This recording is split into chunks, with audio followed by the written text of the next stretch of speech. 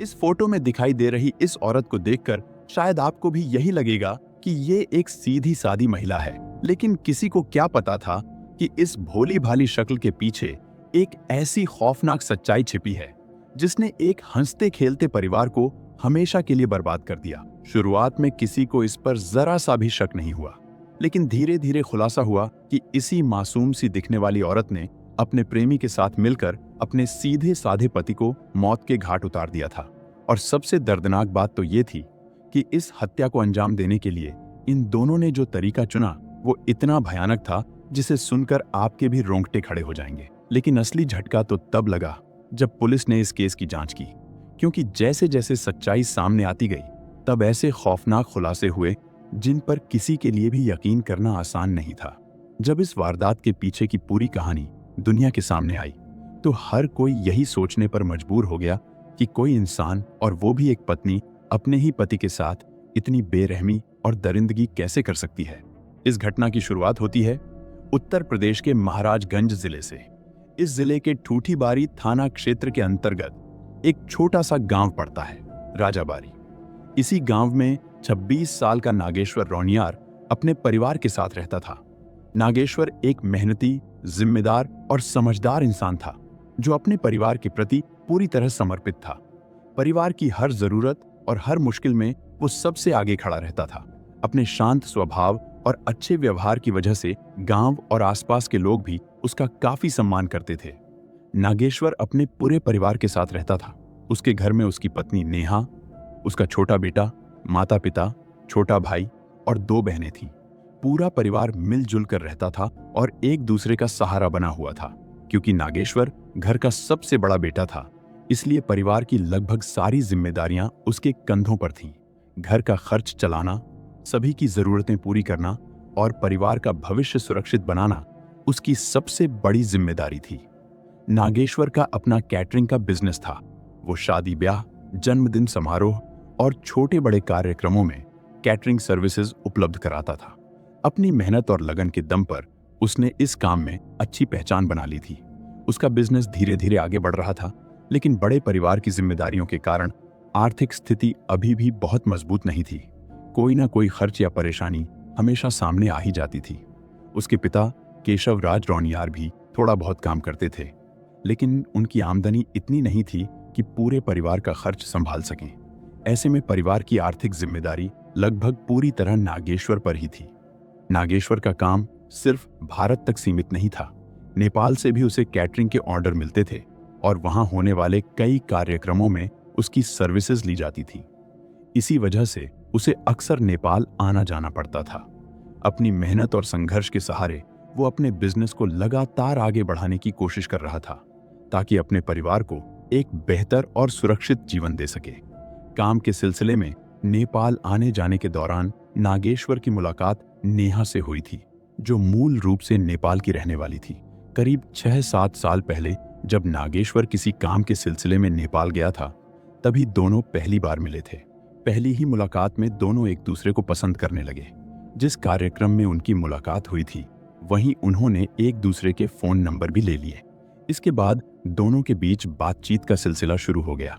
समय के साथ उनकी दोस्ती गहरी होती गई और फिर यही दोस्ती प्यार में बदल गई। फोन कॉल्स और सोशल मीडिया के जरिए दोनों हर दिन एक दूसरे के संपर्क में रहने लगे। आखिरकार साल 2019 में उन्होंने अपने अपने परिवारों को अपने रिश्ते के बारे में बताया। नागेश्वर की मेहनती और जिम्मेदार छवि को देखते हुए नेहा के परिवार ने भी इस रिश्ते को खुशी खुशी स्वीकार कर लिया। वहीं नागेश्वर के परिवार को भी नेहा पसंद आ गई। इसके बाद दोनों परिवारों की सहमति से साल 2019 में उनकी शादी धूमधाम से कर दी गई। शादी के कुछ समय बाद उनके घर एक बेटे का जन्म हुआ, जिसके आने से उनकी जिंदगी में खुशियां और बढ़ गईं। बाहर से देखने पर सब कुछ बिल्कुल सामान्य और खुशहाल दिखाई देता था, लेकिन किसी को अंदाजा नहीं था कि आने वाले समय में यही परिवार एक ऐसी घटना का हिस्सा बनने वाला है जो पूरे इलाके को झकझोर कर रख देगी। नागेश्वर को घूमने फिरने का काफी शौक था। जब भी उसे समय मिलता, वो अपने दोस्तों के साथ नई नई जगहों पर निकल जाता। वो सोशल मीडिया पर भी काफी एक्टिव रहता था और अपने घूमने फिरने की तस्वीरें और वीडियो लगातार पोस्ट किया करता था।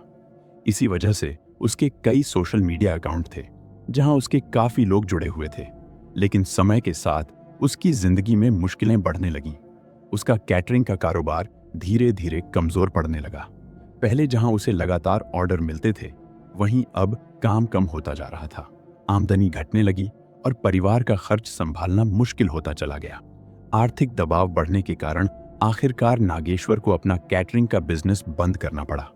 इसके बाद उसने एक किराने की दुकान पर नौकरी शुरू कर दी ताकि किसी तरह परिवार की जरूरतें पूरी कर सकें। इसी दौरान उसने अपनी पत्नी नेहा और बेटे के साथ अलग रहने का फैसला किया। हालांकि ये फैसला किसी पारिवारिक झगड़े या विवाद की वजह से नहीं लिया गया था। परिस्थितियों और कामकाज की जरूरतों को देखते हुए वो परिवार से अलग एक किराए के घर में रहने लगा। बाद में परिस्थितियां फिर बदलीं और नागेश्वर अपने माता पिता के साथ रहने लगा, जबकि नेहा अपने बेटे के साथ उसी किराए के घर में रहती रही। दोनों के बीच किसी तरह का मनमुटाव नहीं था और ये व्यवस्था परिवार की सहमति से ही बनी हुई थी। फिर आया 12 सितंबर 2025 का दिन।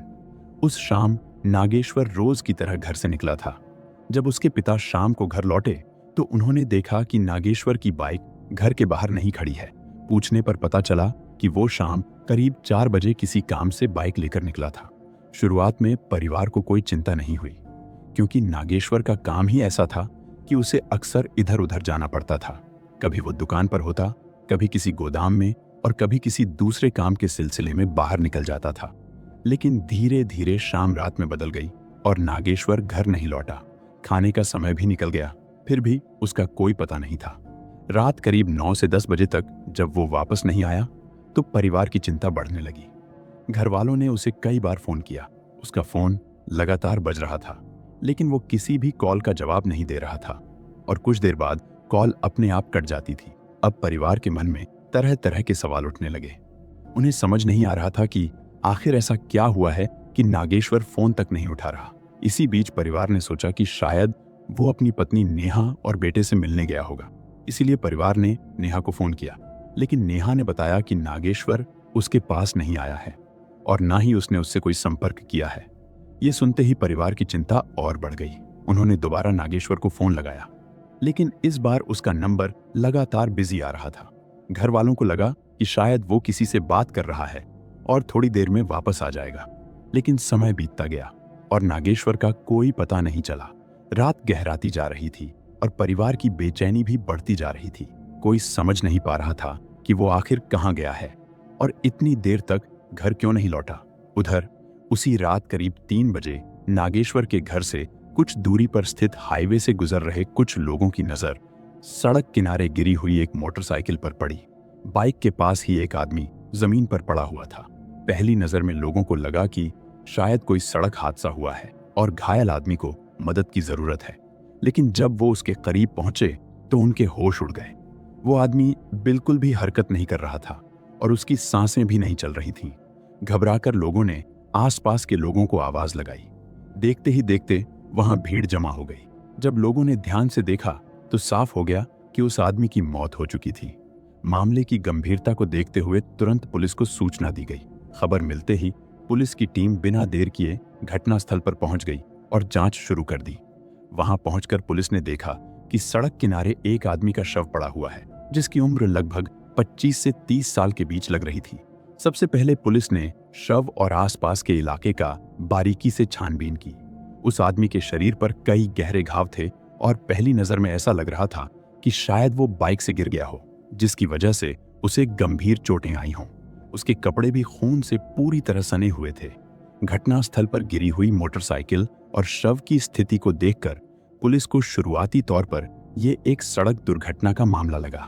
कुछ अधिकारियों को यह भी शक हुआ कि शायद उस आदमी ने शराब पी रखी थी और नशे की हालत में बाइक चलाते समय उसका एक्सीडेंट हो गया होगा। जांच के दौरान पुलिस ने उसकी जेब से मोबाइल फोन और अन्य सामान बरामद किया, लेकिन तभी एक ऐसी बात सामने आई जिसने पूरे मामले की दिशा ही बदल दी।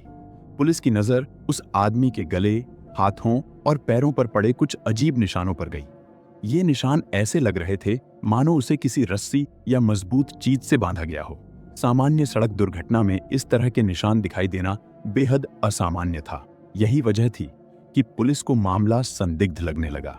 जब मृतक की पहचान की गई तो पता चला कि वो कोई और नहीं बल्कि नागेश्वर रौनियार था, जिसकी तलाश उसका परिवार पिछले कई घंटों से कर रहा था। ये जानकारी मिलते ही पुलिस ने तुरंत नागेश्वर के पिता को सूचना दी और आगे की कार्रवाई के लिए उन्हें थाने बुला लिया। अब तक पुलिस को ये एहसास हो चुका था कि मामला केवल एक साधारण सड़क हादसा नहीं भी हो सकता है। उन्हें आशंका होने लगी कि कहीं इसके पीछे कोई सोची समझी साजिश तो नहीं छिपी है। सच्चाई का पता लगाने और अपनी शंका की पुष्टि करने के लिए पुलिस ने नागेश्वर के शव को पोस्टमार्टम और फॉरेंसिक जांच के लिए अस्पताल भेज दिया। इसके बाद पुलिस ने मामले की गहन जांच शुरू कर दी। हालांकि पोस्टमार्टम रिपोर्ट का इंतजार किया जा रहा था, लेकिन पुलिस ने उससे पहले ही अपनी पड़ताल तेज कर दी थी। जांच अधिकारियों ने यह पता लगाने की कोशिश शुरू की कि नागेश्वर आखिरी बार किससे मिला था और उसने फोन पर आखिरी बातचीत किस व्यक्ति से की थी और घर से निकलते समय उसने अपने परिवार को क्या बताया था। पुलिस ने नागेश्वर के परिवार, दोस्तों, पड़ोसियों और जान पहचान के लोगों से पूछताछ शुरू की ताकि उसकी दिनचर्या, स्वभाव और लोगों के साथ उसके संबंधों के बारे में पूरी जानकारी जुटाई जा सके। साथ ही उसकी call detail record, mobile data और लोकेशन हिस्ट्री भी खंगाली जाने लगी। पुलिस को उम्मीद थी कि नागेश्वर के आखिरी कुछ घंटे ही इस रहस्यमयी मौत की असली सच्चाई तक पहुंचने की सबसे अहम कड़ी साबित होंगे। जांच के दौरान पुलिस को नागेश्वर के बारे में कुछ ऐसी जानकारियां मिली जिन्होंने मामले को और भी उलझा दिया। पता चला कि कुछ समय पहले नागेश्वर को अवैध नशीले पदार्थों से जुड़े एक मामले में गिरफ्तार किया गया था। उसके पास से कुछ नशीले पदार्थ बरामद हुए थे, जिसके बाद पुलिस उसे थाने ले गई थी और उसे कुछ समय जेल में भी बिताना पड़ा था। हालांकि बाद में वो रिहा हो गया था, लेकिन इस जानकारी ने पुलिस का ध्यान उसकी पुरानी हरकतों की तरफ खींच लिया। अब जांच अधिकारी नागेश्वर का पूरा बैकग्राउंड खंगालने में जुट गए। वो यह समझना चाहते थे कि नागेश्वर किन लोगों के संपर्क में रहता था, उसके दोस्त कौन थे और कहीं उसका किसी अपराधी या गलत काम करने वाले व्यक्ति से कोई संबंध तो नहीं था। इसी दौरान पुलिस को यह भी पता चला कि जिस किराना दुकान पर नागेश्वर नौकरी करता था, वहां उसका कई लोगों के साथ विवाद और कहासुनी हो चुकी थी। कुछ लोगों से उसके रिश्ते इतने खराब हो गए थे कि कई बार बात झगड़े तक पहुंच गई थी। ये जानकारी सामने आते ही पुलिस को शक हुआ कि कहीं उसकी मौत के पीछे कोई पुरानी दुश्मनी या किसी की साजिश तो नहीं छिपी है। इसलिए जांच का एक बड़ा हिस्सा अब इसी दिशा में आगे बढ़ने लगा। उधर एक और बात पुलिस को लगातार परेशान कर रही थी। नागेश्वर की मौत के बाद उसकी पत्नी नेहा एक बार भी उसके माता पिता के घर नहीं पहुंची थी। इतना बड़ा हादसा होने के बावजूद उसने परिवार से कोई संपर्क नहीं किया था।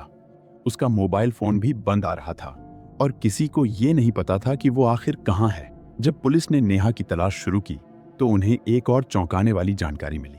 पता चला कि नेहा उस किराए के मकान को भी छोड़ चुकी थी जहां वो अपने बेटे के साथ रह रही थी।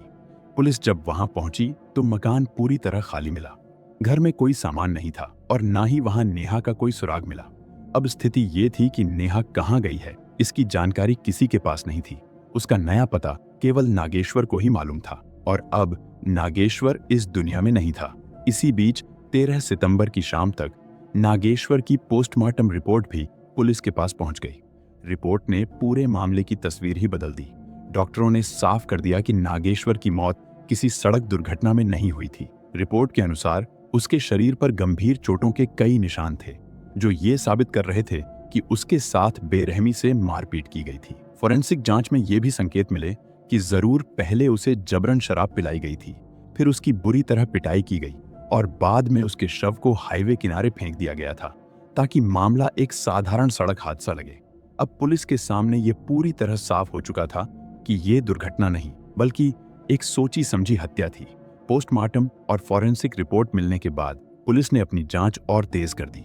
सबसे पहले जांच टीम उस किराना दुकान पर पहुंची जहां नागेश्वर काम करता था। वहां उन्होंने दुकान मालिक और कर्मचारियों से लंबी पूछताछ की। पूछताछ के दौरान एक ऐसा आदमी भी वहां पहुंचा जो दुकान मालिक के बेटे जितेंद्र का करीबी दोस्त था। उस आदमी ने पुलिस को एक बेहद महत्वपूर्ण जानकारी दी। उसने बताया कि 12 सितंबर की रात करीब 10 बजे उसके मोबाइल फोन पर एक महिला का कॉल आया था। उस महिला ने उससे कहा कि वो उसकी बात जितेंद्र से करवा दे। इसके बाद उसने अपना फोन जितेंद्र को दे दिया और दोनों के बीच कुछ देर तक बातचीत हुई। जब बातचीत खत्म हुई तो जितेंद्र ने फोन वापस कर दिया और वहां से चला गया। उस आदमी ने पुलिस को यह भी बताया कि उस रात के बाद से उसने ना तो जितेंद्र को देखा और ना ही उस महिला का दोबारा कोई फोन आया। ये बात सुनते ही जांच पुलिस का ध्यान तुरंत जितेंद्र की तरफ गया। उन्हें महसूस हुआ कि शायद इस हत्या की गुत्थी का कोई महत्वपूर्ण सिरा जितेंद्र से जुड़ा हुआ है। इसके बाद पुलिस ने बिना देर किए जितेंद्र के माता पिता को पूछताछ के लिए थाने बुलाया। अब जांच का फोकस धीरे धीरे नागेश्वर की पुरानी दुश्मनियों से हटकर जितेंद्र और उस रहस्यमयी महिला की तरफ बढ़ने लगा था। पुलिस को उम्मीद थी कि यहीं से उन्हें इस हत्या के पीछे छिपे असली सच तक पहुंचने का रास्ता मिल सकता है। पुलिस ने सबसे पहले जितेंद्र के माता पिता से पूछताछ की और उनसे जानने की कोशिश की कि उनका बेटा किन लोगों के संपर्क में रहता था। जब पुलिस ने उनसे उस महिला के बारे में पूछा जिससे जितेंद्र की बात हुई थी, तो उन्होंने साफ कहा कि उन्हें इस बारे में कोई जानकारी नहीं है।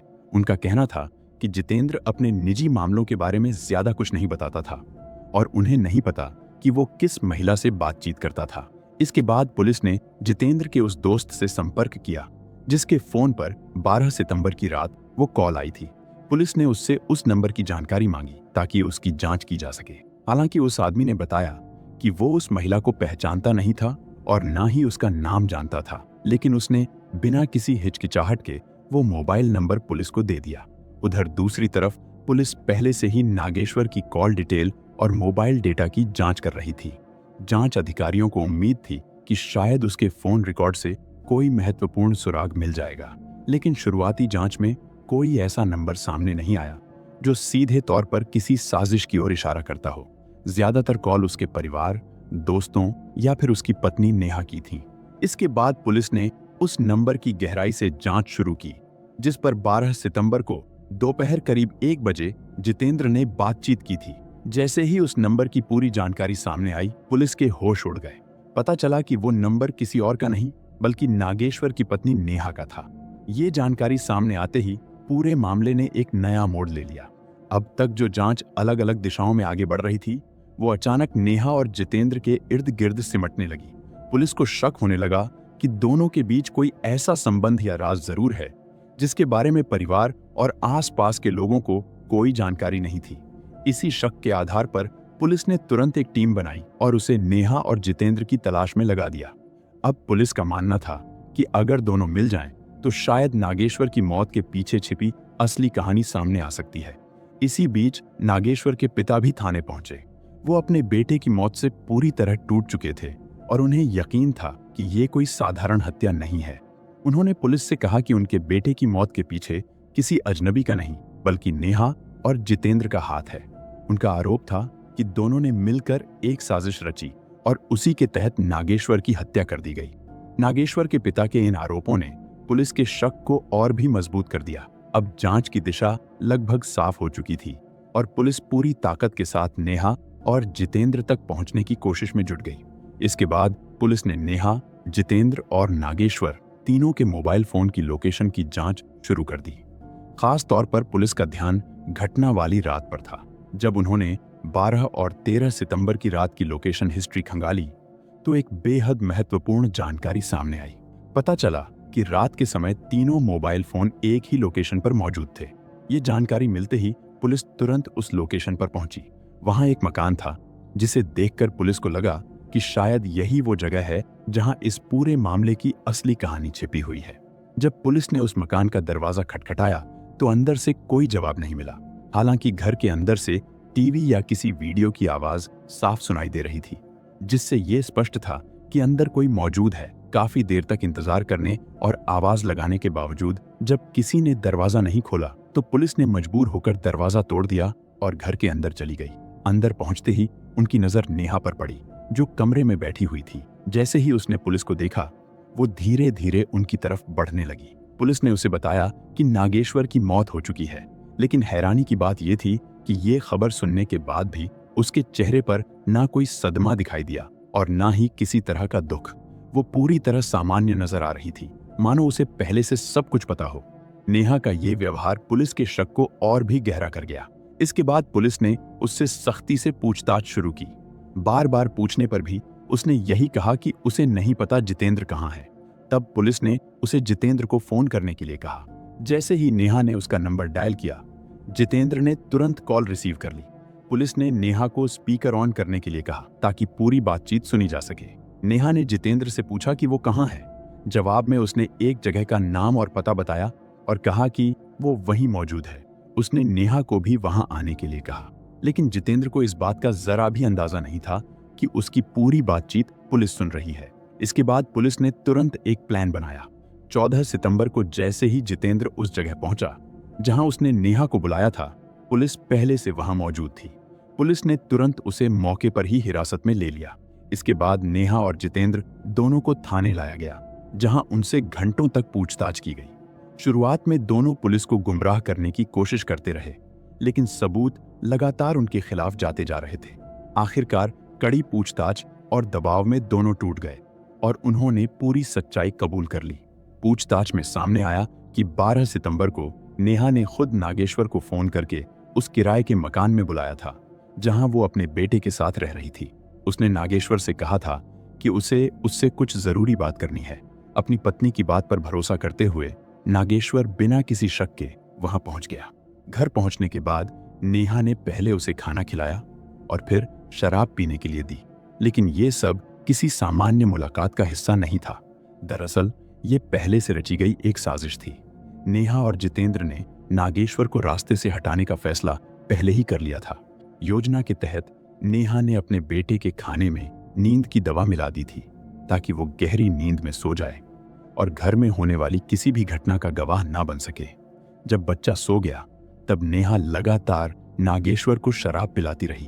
हालांकि काफी मात्रा में शराब पीने के बावजूद नागेश्वर पूरी तरह बेहोश नहीं हुआ था। उसे अभी भी कुछ हद तक होश था।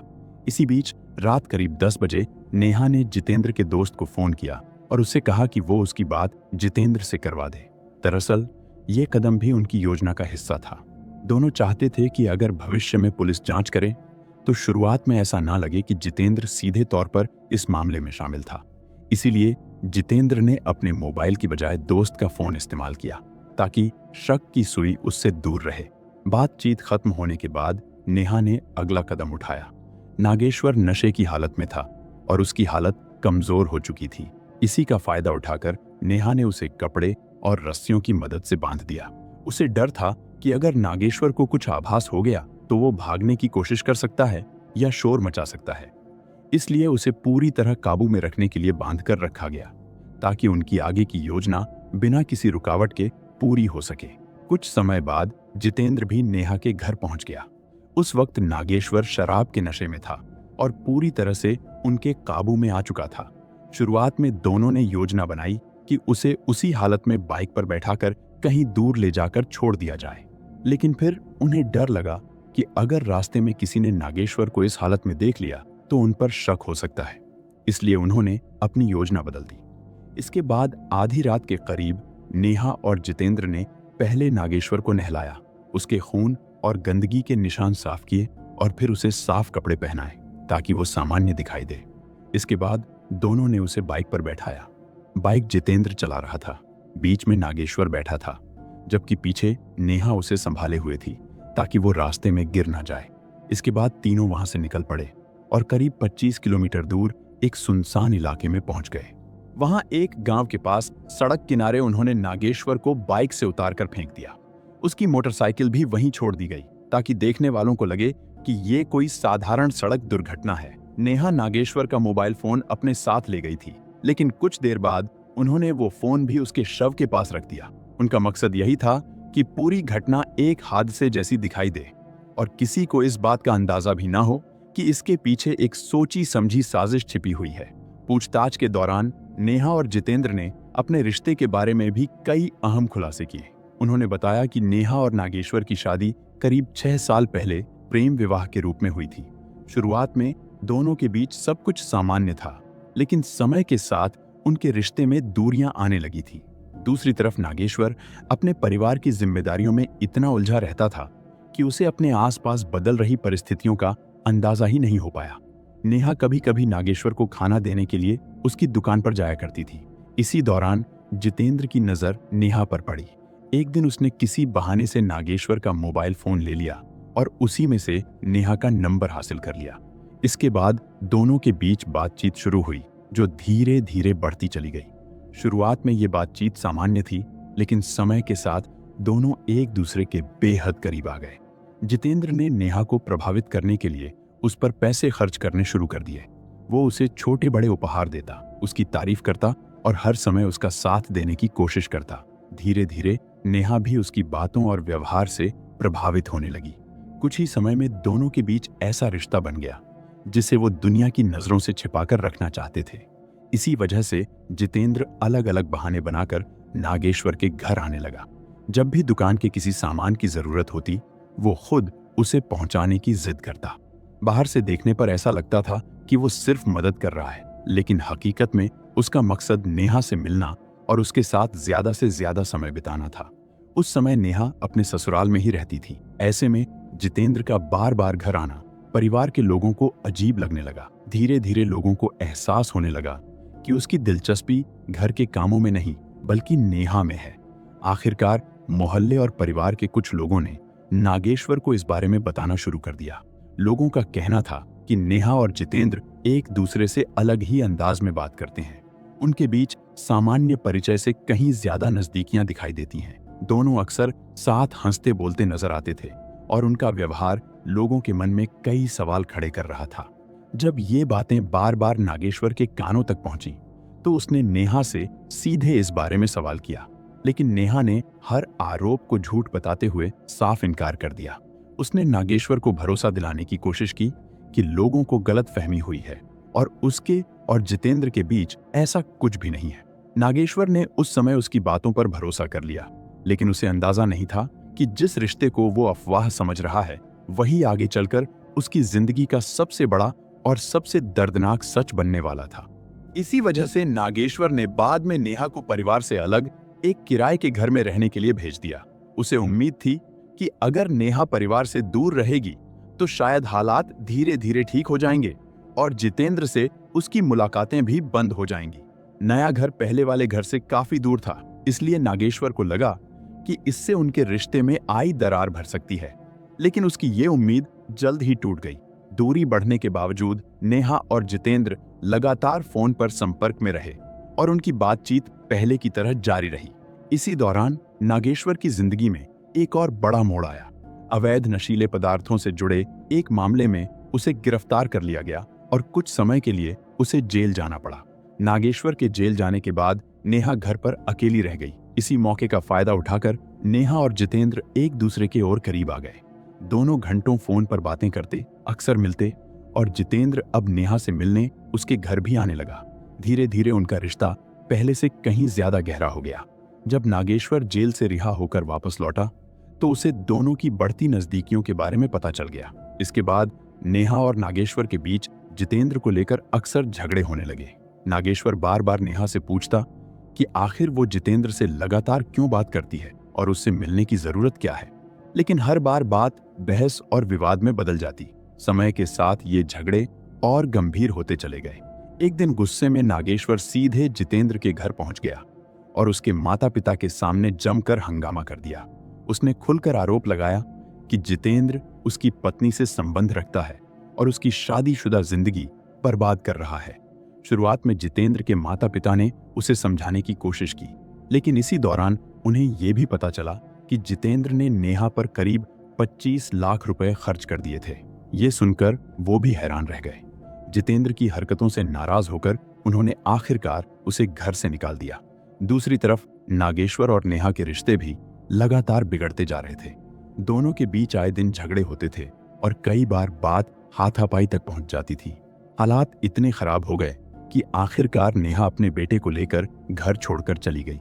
इसके बाद वो जितेंद्र के साथ एक किराए के मकान में रहने लगी। दोनों ने मकान मालिक को खुद को पति पत्नी बताकर घर किराए पर लिया।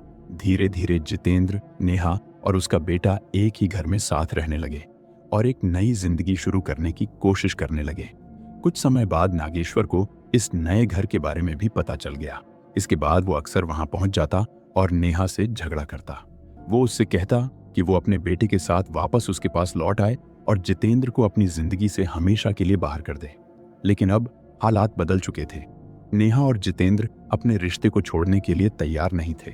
धीरे धीरे दोनों के मन में ये सोच पैदा होने लगी कि जब तक नागेश्वर उनकी जिंदगी में मौजूद है तब तक वो कभी चैन से नहीं रह पाएंगे।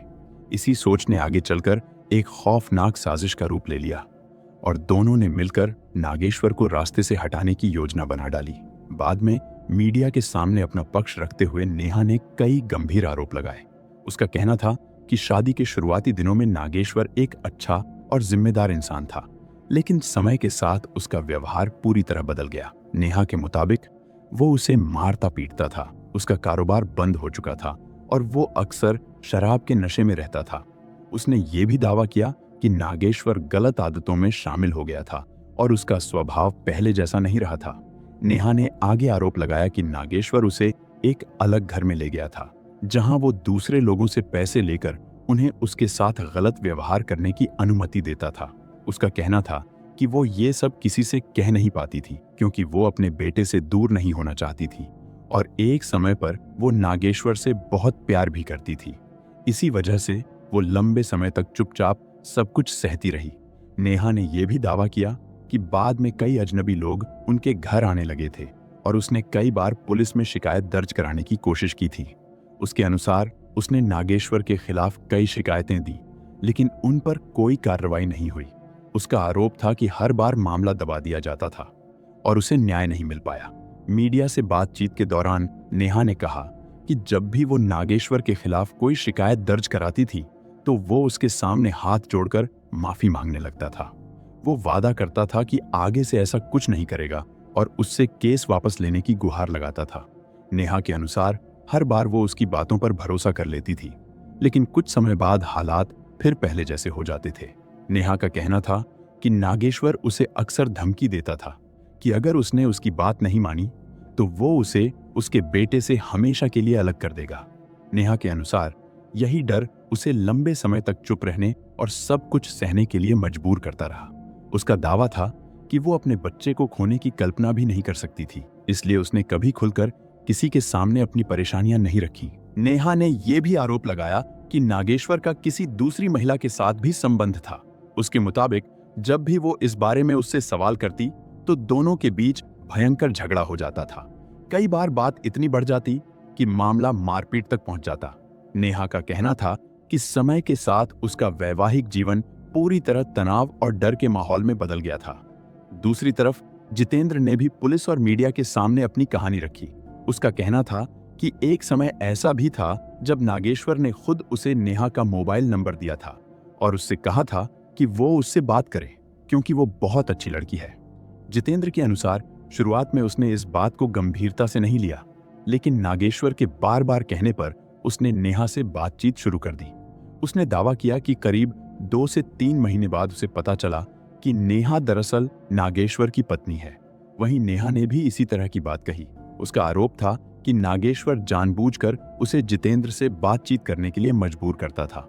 उसके अनुसार अगर वो ऐसा करने से मना करती तो नागेश्वर उसके साथ मारपीट करता था। नेहा का कहना था कि नागेश्वर की नजर जितेंद्र की आर्थिक स्थिति पर थी और वो चाहता था कि किसी तरह जितेंद्र उनके करीब आए।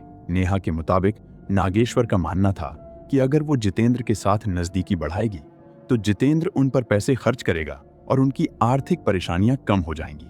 वहीं जितेंद्र ने दावा किया कि उसने समय समय पर नागेश्वर को करीब 30 लाख रुपए दिए थे। हालांकि इस दावे को लेकर बाद में कई सवाल भी खड़े हुए। जैसे जैसे नेहा और जितेंद्र की बातचीत बढ़ती गई, नेहा ने अपनी निजी परेशानियां और घरेलू विवादों की बातें भी उससे साझा करनी शुरू कर दी। उसने उसे बताया कि घर में उसके साथ मारपीट होती है और वो खुद को बेहद असहाय महसूस करती है।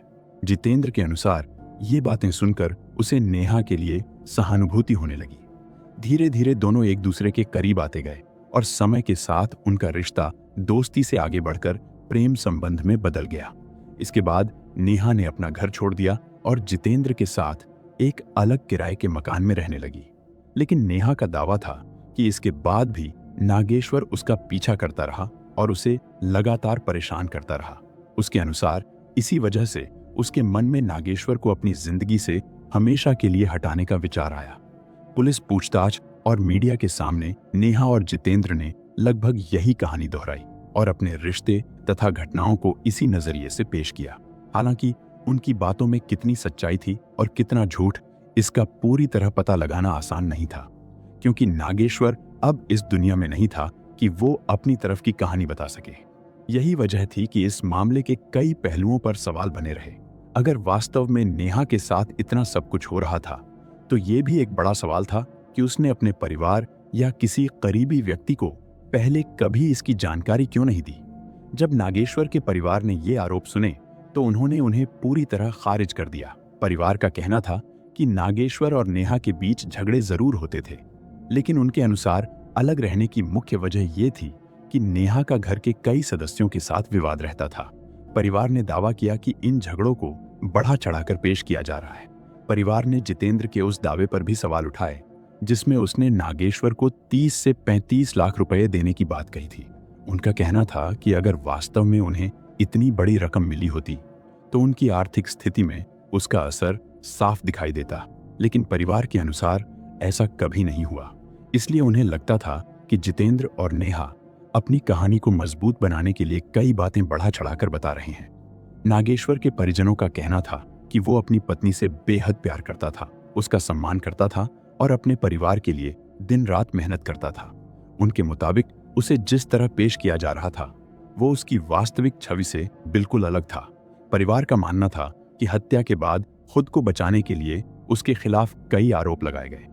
आखिरकार पुलिस ने सभी सबूतों, कॉल रिकॉर्ड्स, लोकेशन डेटा और पूछताछ के आधार पर नेहा और जितेंद्र दोनों को गिरफ्तार कर लिया। इसके बाद उन्हें न्यायिक हिरासत में भेज दिया गया और उनके खिलाफ प्रेम प्रसंग के चलते नागेश्वर की हत्या की साजिश रचने और उसे अंजाम देने का मामला दर्ज किया गया।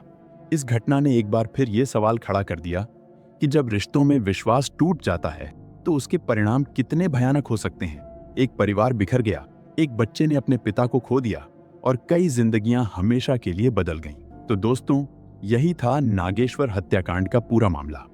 अगर आपने वीडियो को आखिर तक देखा है तो वीडियो को लाइक और शेयर जरूर करें। इस मामले पर आपकी क्या राय है हमें कमेंट में जरूर बताइए।